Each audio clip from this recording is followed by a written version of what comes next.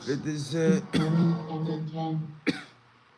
It's the these lawsuits, Diddy has become public enemy #1. To this day, Diddy is still being publicly shamed and has essentially become a meme, giving birth to the hilarious nickname The Diddler, and birthing the newest slang for when you do something sus in hip-hop, No Diddy. While for some, Diddy's become hip-hop's #1 villain, but over the years, he's made so many enemies, and ultimately, many people were simply delighted to hear of the news of his downfall. One of these people is known to be a hip-hop villain for perhaps less dark reasons. That person is 50 Cent, one of hip-hop's biggest trolls. He took Diddy's downfall as prime time to dish out all of his impending hate against his longtime music industry nemesis. Even months before the allegations came to light, 50 would often take to Instagram to throw jabs at the Diddler, such as posting the infamous Lil Baby picture from Michael Rubin's annual White Party, where 50 Cent vowed to never attend a party where Diddy is attended. But after November 2023, following the raid of several of Diddy's homes, 50 showed no mercy online and turned his aim much more specifically towards Diddy, like in this post showing a scene from American Gangster with a caption saying, "When them boys show up at Puffy crib again, he gonna be like, let me tell you about all them people on them tape. LOL." Now, before I get any further into the story of Diddy versus 50, I just want to leave a quick disclaimer, okay? This story will have some pretty dark themes as part of it, mainly relating to some of the twisted things that Diddy's been up to. But this video has been censored in order to comply with all of YouTube's community guidelines. So no swearing is going to appear in this video, no violence. There's not really anything violent in this video, but I'm just letting you know that there are going to be some pretty heavy themes going on throughout this video. But the video has been censored, and if you want to see an uncut version of this video with all the swearing and other things that I just didn't want to put in this version of the video, and I do this for all of my videos, head on over to patreon.com/trapholeross and you can go and watch it there, just for $2. Thanks. 50 would even share clips of Diddy's neighbours making heinous claims of multiple buses filled with minors regularly entering his residence. Or even 50 essentially calling Diddy the new R. Kelly, whilst teasing a full, high-budget documentary that he was producing Screenshot this nigga face. Similar to Surviving R. Kelly. 50 is trolling Diddy to such an extent that it's made its own headlines on prominent news outlets like CNN. But this isn't just 50 trying to hijack a popular news story of the times. The truth is, Diddy and 50 have a deep and dark history spanning decades, going all the way back to a time when they were friends, coming up in New York's cutthroat hip-hop scene, eventually teaming up against shared ops, in the end becoming frenemies, and finally full-blood enemies, with 50 Cent in 2024 ultimately becoming P. Diddy's worst nightmare. So today, let's look into the history of this beef that goes back decades and uncover why 50 Cent hates Diddy so much that he waited 20 years for this downfall. This came out a year ago. In the house that these bad boys built, you know what I'm saying? Puffy and crew. You know, now that the documentary coming out, I'm just trying to go back to day one. Take it away. Check it out. It's my man, the Notorious B.I.G. What's the deal? What's going on? The show you're about to see is a conversation with producer, performer, and all-around record mogul Puffy Combs. It was recorded last March just after the murder of Puffy's friend and protege Biggie Smalls, Notorious B.I.G. See, I'm crazy after thinking, yo. I was crazy enough to believe what the I was saying gonna happen was gonna happen. And that's why I was persistent enough and consistent enough to exist now. Oh, this 50 Cent, P. Diddy beef, it goes deep, dog. It's deep. It's deep. It's deep as hell. You know, now that the documentary coming out, you know, I'm just trying to, you know, go back in history to see exactly where the hell all this really happened from. You feel me? Yeah, but it's not an artist. See, an artist would be someone who actually. And you know, Trap Lil Ross, you know, he give good he make good documentaries when it comes to this. He do his homework. I salute that.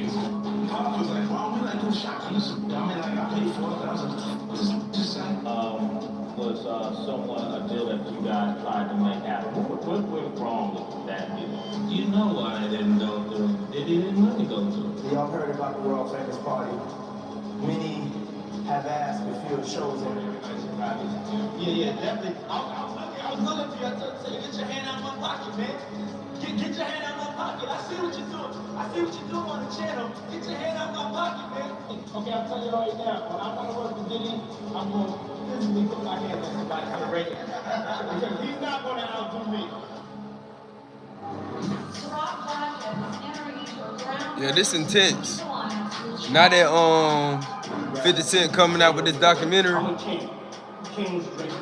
this is We clothes that you get dressed in, the fragrance you put on, listen to the music that I produce, the vibe of in the club. Some people might think that's a form of equanimity. Sometimes I like Puff. Sometimes you like it, sometimes you don't.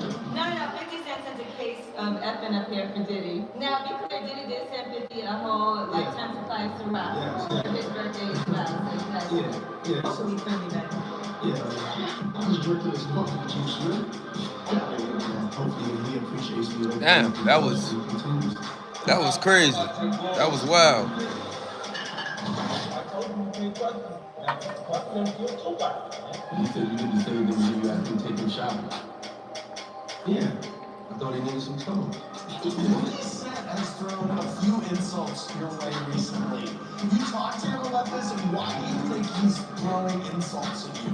I mean, also insecurities. That's why I'm going to the microphone. Insecurities. And 50 Cent said it wasn't personal. This documentary wasn't perfect.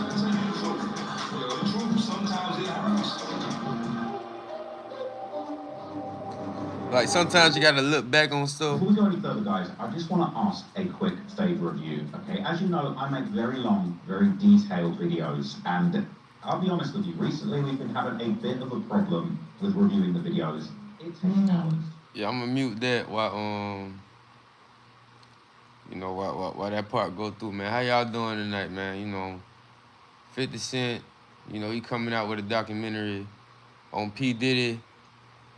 And I'm just looking up a documentary right now. I'm just reviewing this, little documentary that Trap Lil Ross put together, just so I can really just get a clear understanding of what's going on. You feel me?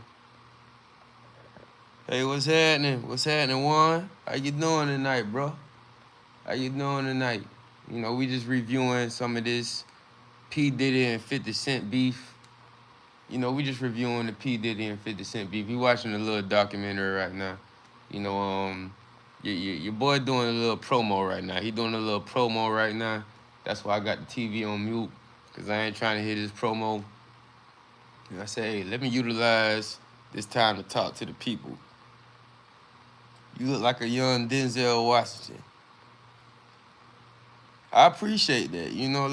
I appreciate that. 6'7" Swift. The brides, the women, they had a thing for Denzel. So that's what's happening.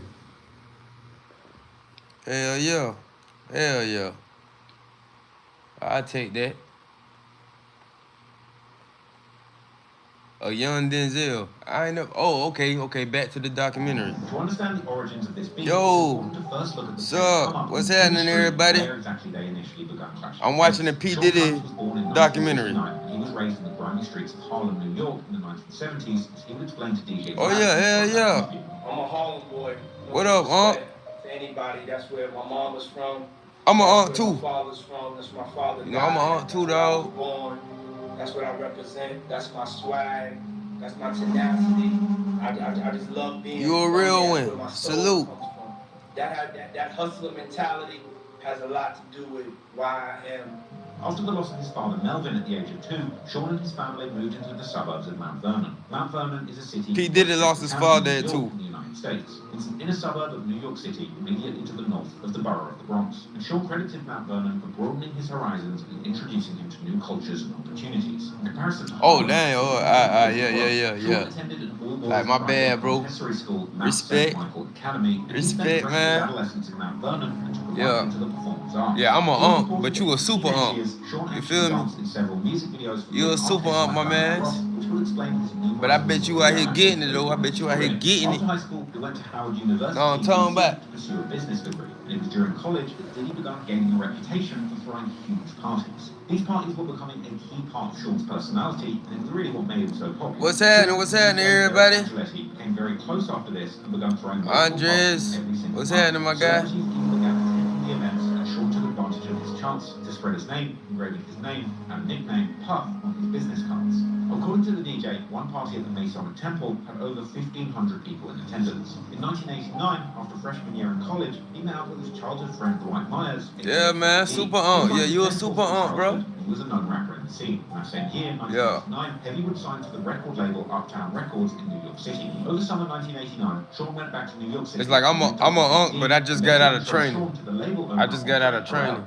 You feel me? Record executive who famously coined the term ghetto fabulous. The two would allegedly become very close. And that same summer, Diddy was hired as an intern for the label, all still while just being a freshman in college. He must have been doing an impeccable job, and he was swiftly promoted to an A&R executive. At just age 20, Sean was already achieving massive success in the music industry. No one really knew how. By autumn 1992, no one really knew how. Label talent, the notorious B.I.G. No one really knew how. Ready to Die was due for release, but Uptown's parent company was apparently refusing to release it, saying that vulgar. Both Diddy and Biggie were upset and voiced their frustrations. But Britney Spears, she been a super auntie. She was a super auntie way before 44. Bad Boy, and in September 1994, the label finally released Ready to Die. Ready to Die resonated with hip hop fans. Whenever her sister had kids, that's when she became a super auntie. Do Jamie got kids? Do Jamie Lynn got kids? That's what we need to find out. Do Jamie Lynn got kids? And we need to find out when them kids was born, because that's when Britney became a super auntie. Biggie Smalls, Lil Kim, The Lox, and many more. And this momentum carried over into the new millennium, cementing Diddy as one of the biggest media moguls the rap game ever saw. And as a celebrity and budding New York socialite, Diddy's profile would continue to grow as he broke into the A-list echelon. Diddy got into a high-profile relationship with Jennifer Lopez. Oh yeah, when she shaved her head, that was crazy. On the red carpet at the 2000 Grammy Awards. By the start of the new millennium, Diddy had truly that was a time. He reached the top. He was living the high life. That was a time. First true mogul. Unfortunately, when Britney shaved her head. New York's rap scene, a young 50 Cent was She hardest situations a man could possibly face. She exploded with craziness. The greater rise of 50 Cent. Found fame and fortune on the business side of the rap game in the late 90s. We also saw the emergence of another titan in the rap world. From Southside Jamaica, Queens, New York, a man named Curtis Jackson. Yeah, it was probably around like 2008. Yeah, you're right about that. 50 Cent was known as a menace in the streets of Queens. He was very active from a young age and was known as the boss of this 134 guy brewer block. But 50 Cent had bigger dreams than just running his block, and eventually was looking to turn his tales of running the streets into a buzzing rap career. In 1996, 50 was introduced to the legendary Jam Master Jay from Run DMC, who helped 50 establish his sound and trained him to write raps. Oh yeah, JMJ did sign 50. And form proper songs. In 1999, 50 signed a deal and joined Columbia Records. I remember that. I was in the office with him. But as 1999 I was discussing, the stipulations of the contract. I remember that like it was yesterday. He chose to shake up the rap game and put many of the biggest artists on notice. He released the infamous track How to Rob, which was basically a diss track on the whole music industry, including firing shots at R&B singers Bobby Brown and Keith Sweat, as well as DMX and many more. Dang, 50, he shot shots at Bobby? None other than P. Diddy himself. 50 was aware that dissing the biggest... I prefer Britney with help. ...would certainly attract eyes to his project, marking this as the first entry... I prefer Britney with help. In the song, 50 threatens to kidnap Diddy's then partner Kim Porter and orders Diddy that he'll need to pay her ransom and dance his way to the nearest ATM, hilariously alluding to Diddy's fruity dances often seen in Bad Boy videos. The strategy of airing out the entire rap game and aiming for the biggest names was a genius marketing move, and the song really put 50 on the map and got his name buzzing. That's a hell of an age gap. He had a business-oriented mind and was sharp enough to manipulate tactics to generate buzz for his projects and increase sales. That's a hell of an age gap. The very next month, in September, 50 featured in the Next People on the Verge section in Vibe magazine. Oh, you prefer a ball, Britney? Big release of 50's debut album. Oh yeah, you a freak. Disaster struck for 50's career. You freak that. People out publicly to get attention. Yo, if you prefer the bald head Britney over the blonde head Britney. First examples of the gangster you other gangsters and their activities directly by name. Yeah, you a certified freak. Drug lord Kenneth Supreme McGriff. Yeah, you might need to go to therapy about that, man. You might need to see a therapist about that. If you prefer a bald head Britney.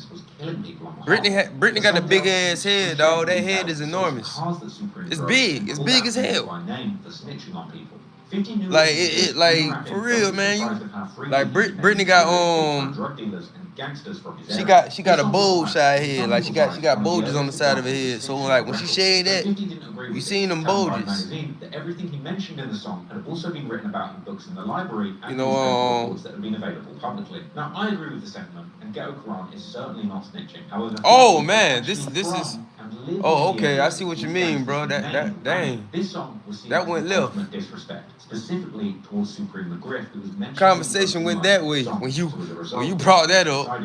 Oh man, yeah, you. Would need to be taken out. Yeah, you a freak, dog. That's crazy. 50 was in a car in front of his grandmother's house. A stranger approached him from behind and started shooting at close range.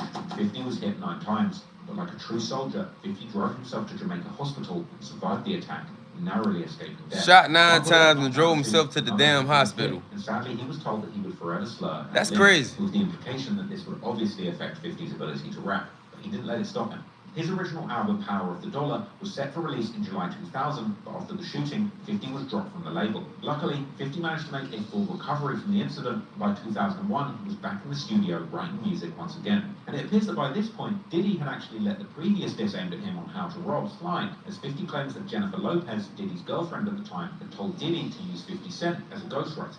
And allegedly, Diddy actually took up this advice, because on the 10th of July, Taylor, she gonna be 36. Shout out to Taylor. This song, Let's Get It, a posse cut featuring Black Rob and P. Diddy himself. You know, shout out to Taylor, man. You know, she about to be 36 years old. Wrote the chorus and Diddy's verse for this track. You know, assessing the hook, it definitely seems to be something that could have been produced by 50. I don't listen to Taylor Swift.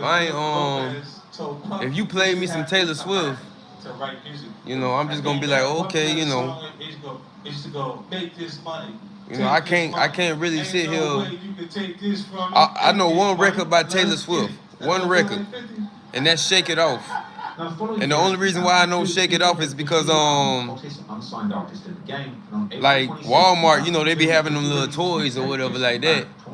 And one day I found myself in Walmart trying to buy, you know, my nieces some toys. I seen a Taylor Swift joint. It had a press button joint on there. I pressed the damn button, and guess what started playing? Shake It Off. And when I heard that, I was like, damn, I heard this on the radio before. This was Taylor Swift the whole time. You know, like, that was my experience with Taylor Swift. And you know, Shake It Off, it's a cool record. Yeah, Shake It Off, it's a cool record. I can vibe with Shake It Off. Where 50 says, hey Puffy, stop making those I Miss J-Lo records. For some reason, Diddy had yeah. 2014. Yeah, this is around. Yeah, this is around what? 2016. I don't know, dog. As mentioned, 50 Cent was on fire during this time, and every label was desperately trying to sign him. Surprisingly, even after multiple public disses, Diddy himself also joined in on the bidding war. According to G-Unit member Tony Yayo, hey, and that's cool. I know random things too. Potential signing, but ultimately chose not to proceed due to 50's ongoing war in New York with Kenneth Supreme. I bet Taylor Swift a little ball. The notorious Supreme team, who were one of the biggest you know what, dog? in New York throughout the 80s to the 2000s. I feel like if Taylor Swift shave her head, know the story that 50 went to Diddy. She'll look bald. People don't know that. We had the meeting, and it was so crazy that Diddy didn't sign him. I know she'll look like a bald eagle. You know, I just feel like Taylor would look like a bald eagle. You know, Taylor got a little head. I remember Diddy said this. He don't even remember. He said the 3 things people hate about rap. She do like don't Taylor got a small head? He was like, it's too much. Taylor cut all that off. The Biggie stuff and all that. And yeah, she gon' you know what I'm saying? I feel like her ears would be shot the hell out. That was one of the meetings that we had. Okay. What year was this? I don't know what year it was. We had meeting with Diddy. It was me and 50. Like I'm trying to He took the meeting. I respect. He had deals all over the table. I wasn't saying he was gonna take the deal. Hey man, hey. I'm cool off Taylor, man. I'm cool off Taylor, man. On the planet. Okay, Taylor good people. Out at this point? Nah, this after Hot Rob, just after he got shot. And he shout out to Taylor. On Smash. You know, shout out to Taylor Swift. New York City-based record labels actually blackballed 50 Cent from the industry due to the perceived danger of working with him. And another rumor had circulated that during a studio session, 50 Cent actually pulled out a gun. and scared Diddy. So next, as you may know, Damn, 50 Cent bro. ultimately chose to sign with Eminem's Shady Records in conjunction with Dr. Dre's After. Are you traumatized about that? Label, he would release his classic album. That sounds like a pretty traumatizing experience. Most commercially successful hip hop albums You know, of all time, selling over 800. Sounds pretty traumatizing. Debuting at number You know, I don't down as a modern day classic rap album at the time. And 50 went on to become a legendary figure. I don't want you reminiscing on any traumatizing times. To the top of the rap game, you know. arguably quicker than Diddy did. While Diddy was chasing mogul status, and at the time, 50 was still focused on being an artist. Ultimately, Yeah, man. Shout out to Taylor Swift, man. Enormous characters and personalities. Taylor Swift, good people, man. Cutthroat world of the You know, I ain't never met her before. I'm just talking about like my experience from what I seen on TV. From what I seen on TV, Taylor Swift is great people. Yeah, man. Me and Taylor Swift, we can hang out. I see me and Taylor Swift hanging out. We can get along.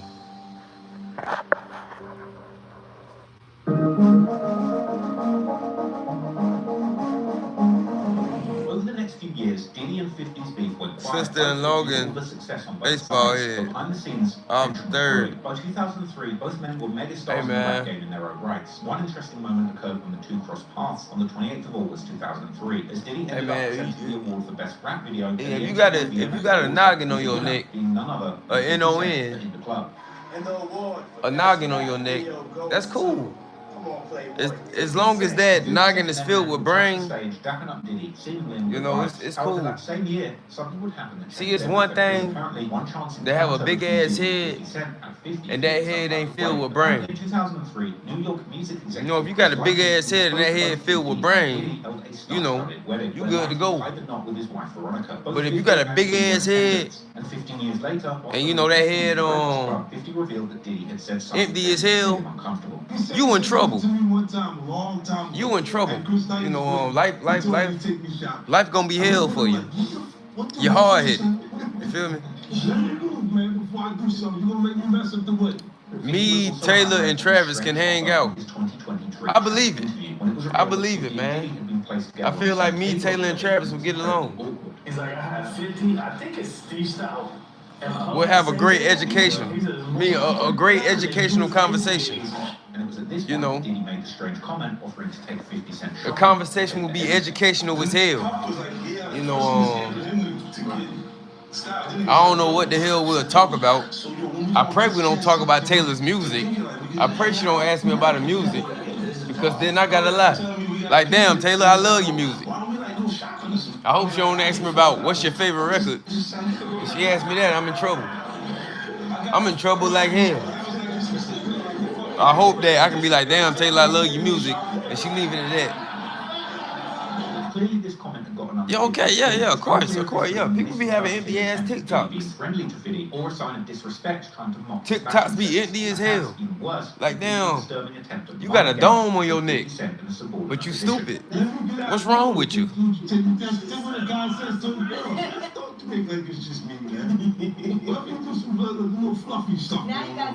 Oh yeah, Taylor raw as hell. Like the Three Amigos. Hey man, I don't even know nothing about the Three Amigos. I'll say this: the only thing I know about the Three Amigos, they had friendship. You know, they was friends, and they was gonna ride for each other. Outside of that, you know, I ain't about to say nothing about the Three Amigos, man. Shout out to the man. Shout out to the Three Amigos, dog. Real talk. They became close, with Mace even appearing in the music video to 50's hit song Window Shopper, which dropped in November 2005. Perhaps sending a sign to the world, keeping window shopping for a new record deal. Funnily enough, there's a much deeper meaning to this, as it later emerged that 50 was offended and creeped out when Diddy offered to take him shopping, and in the music video, 50 had seemingly done the exact same thing, taking Mace out for a shopping spree. Interestingly, if you look deeply at 50's you clearly numerous jabs at Diddy. Thelma and Louise, ain't that the Flintstones? In the hook, 50 aims open-ended bars at an unnamed hater, saying that they're mad at him and he knows why, and claiming that somebody is mad when they see him drive by, calling out an unnamed op for screw-facing him, but not having the heart to diss him, seemingly hinting at Diddy, potentially failing to re-sign Mace, rapping, "Why you mad at 50 when you effed up your own rear?" and using a double entendre to say something is about to get stolen, while possible reference to Mace being poached by 50 Cent's label. But even deeper, the song has bars which I personally think hints smoking to black him out. The depravity Diddy was exposed for 20 years later, such as 50 opening the track saying the top feels so much better than the bottom. And if you think I'm reaching, even Charlemagne in 2018 brought this line up when 50 told him Diddy had offered to take him shopping. Okay. I remember when you said the top feels so much better than the bottom.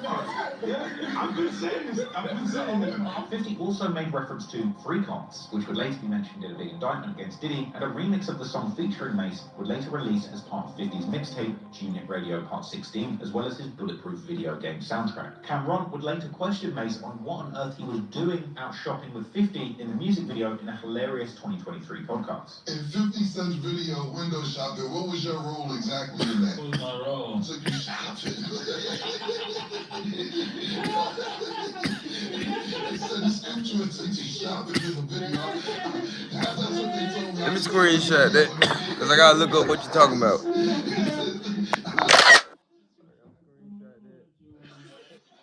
I'm going to look that up, man.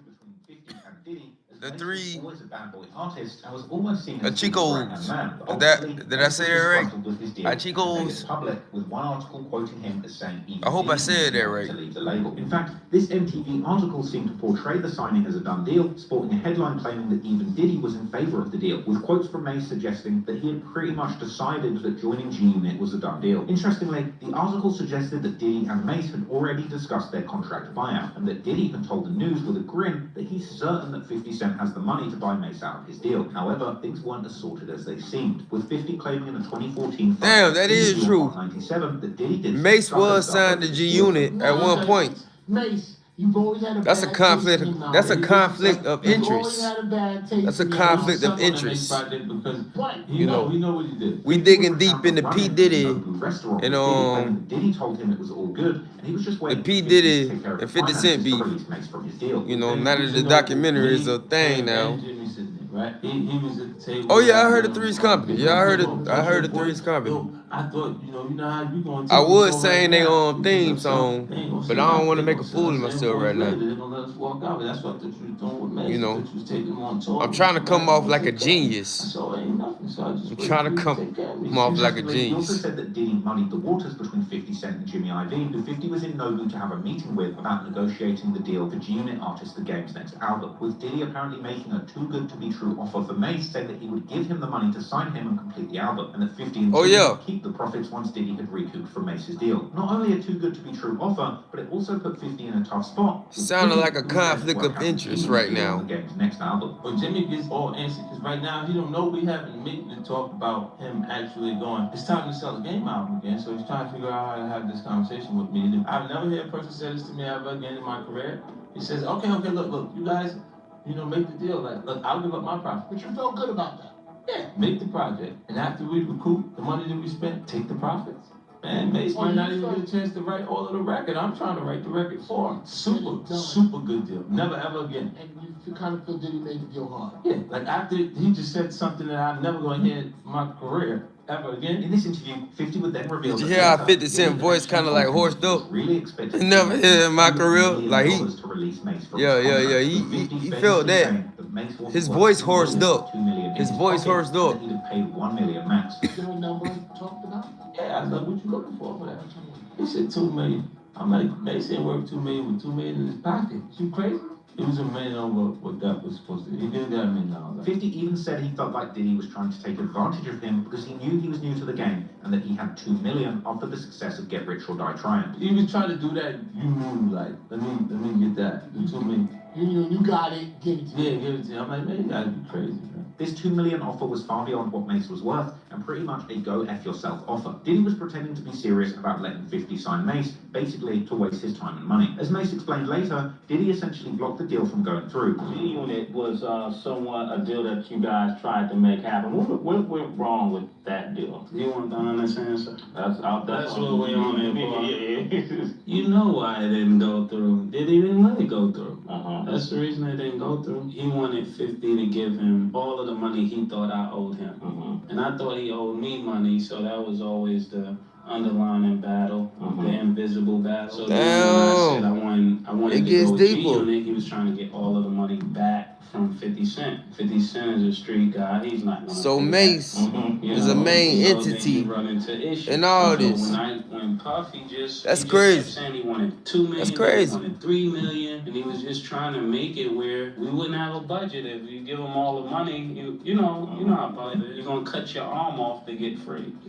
So if you get free, you're gonna have an invisible leg or something. This was a furious head-to-head and a deep situation when you think about it. 50 came up as a rapper and reached the top of the game before trying his hand at business and the executive positions. Meanwhile, Diddy had somehow managed to climb the greasy pole as an executive with handy deals made behind the scenes that propelled him to the top of the boardroom as a label executive, with Diddy using his industry clout and the help of actually talented writers like 50 to eventually make himself a famous rapper too. Now 50, a successful artist, was trying to poach one of the most famous artists Diddy seen 50 as a threat, this would represent a serious and Diddy tried to pull his little bully antics on 50. that would unfold for years to come. 50 Cent would escalate the beef to new heights and drop his P. Diddy diss track, The Bomb, aka Hip Hop, ahead of that mixtape's release. Articles began to circulate at the end of August 2006, saying 50 Cent just dropped The Bomb on Diddy. The song itself was a remix of Dead Prez's classic track Hip Hop with one of the most iconic beats in the history of rap. On the track, 50 rapped that Diddy knew who killed Biggie and that he was scared of the boys who did it from the West Side. The song had a boastful hook where he claimed that him and his G-Unit crew run hip-hop in its entirety, not Diddy. 50 would also rant at Diddy on the outro with a long tirade that dissed Diddy into another dimension. He mocked Diddy's party, saying that he won't be getting invited to the white party in the Hamptons after this diss, but 50 doesn't want to come to the white parties anyway and doesn't want to hang out with Diddy's punk.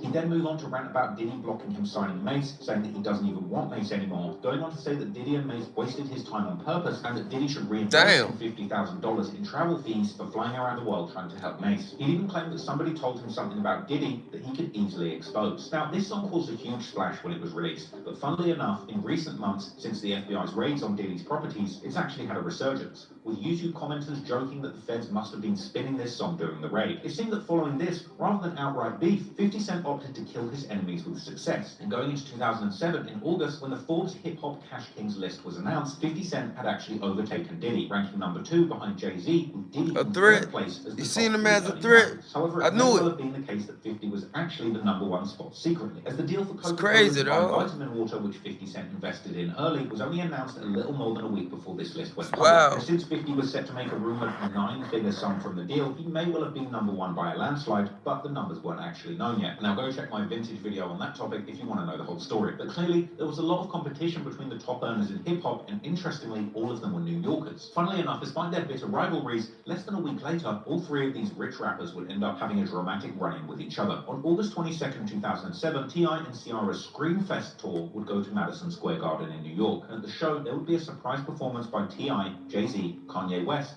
50 Cent, and Diddy. This was a wild moment. I remember that. Strange things. Because when I Jay-Z remember that. realized 50 Cent had walked onto the stage, it seemed like a frosty introduction, and there was a little tension between them. It was. Hey, get down. You get down. That's all. This a real special moment, ain't it? Come on, you get something. This a real special moment. Uncle Diddy in the mother house. 50 had to come back out, make my show hot. I so appreciate it.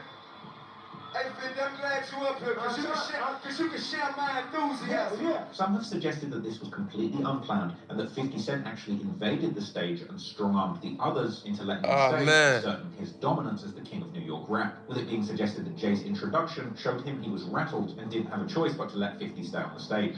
We got, hey, You get down. You get down. That's all. This a real special moment, ain't it? Come on, you get something.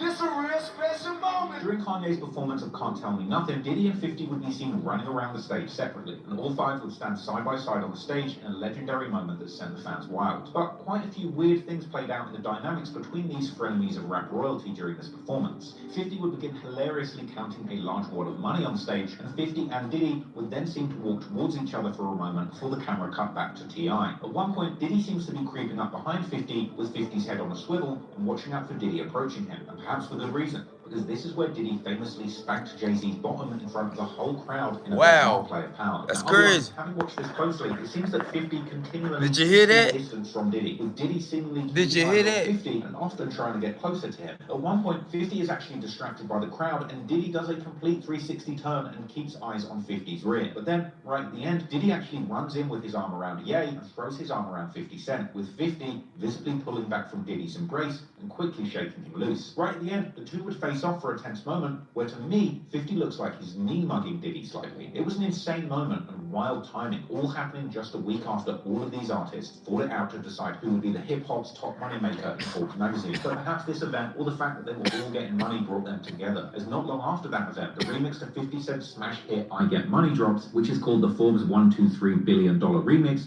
featuring both P. Diddy and Jay-Z dropping verses on 50's hit song. Interestingly, at the time, Jay-Z claimed that 50 actually wanted to get him and Diddy on his remix, which showed the world there was no longer hate between them. The remix itself didn't feature any shade by 50 and was mainly just braggadocious bars. However, in Diddy's verse, he dropped many questionable lyrics that today would have anyone giving the side up. Ironically, he started his verse ending the first three lines with the phrase, Diddy did it, and the fourth by saying his lawyer is so good that Diddy got acquitted. For now, it seemed that Diddy and 50 had actually become friends, or at least neutral for the time being. However, in a 2008 MTV interview backstage, Diddy and 50 had a play fight after 50 crashed a Diddy interview to promote his new reality show. Brought everybody's horizon. Yeah, definitely. I was looking for you. I told you, get your hand out of my pocket, man. Get your hand out of my pocket. I see what you're doing. Damn, boy. Get your hand out of my pocket, man. It's Look tense. at me what I'm talking about. I see, I see what you're doing. I see what you're doing, man. I see what you're doing. Nah, look at me, man. I see what you're doing, man. Yeah, you gonna make me. Okay, I'm telling you right now. When I want to work for Diddy, I'm gonna physically put my hands on somebody for the ratings because he's not gonna outdo me. I'm gonna physically. I'm gonna go to Central Book. Yeah. I'm used to it. I know what it is. But get your hand on my pocket. Get off my channel, boy. I love this show. You got the brand new show. Have you seen it? I love this show. Damn, dog. Yeah. Donald Trump said my show is a knockoff for The Apprentice. I said, what's the matter with Donald? I mean, he got a little age on him. You can see To him. be honest, it felt a little. I want to work with Diddy inspired to me though. Yeah, but you know what? This is what I gotta do it, right? And these are my friends. But the guys that really don't like me, that's who you need to talk to. You know what I'm saying? I love this show though, for real. I think it's important, like when you see your friend getting into a new era and a new game, it's important if they do the right thing and they do it the right way.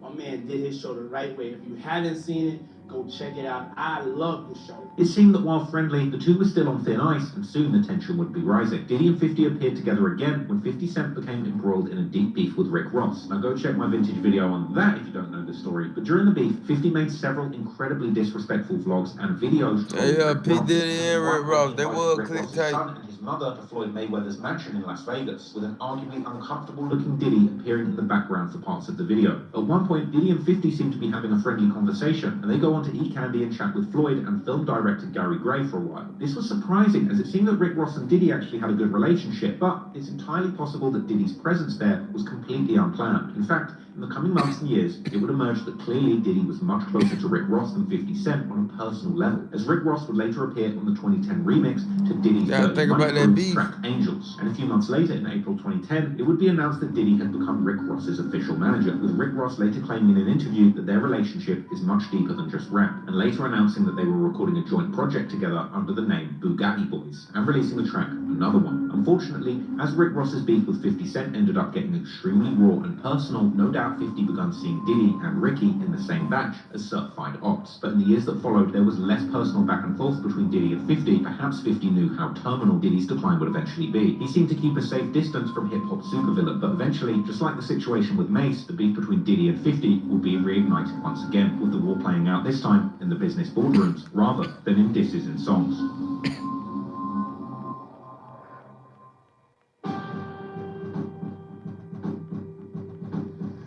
While Diddy made his name in the record business, oh shit, the hip hop vodka wars.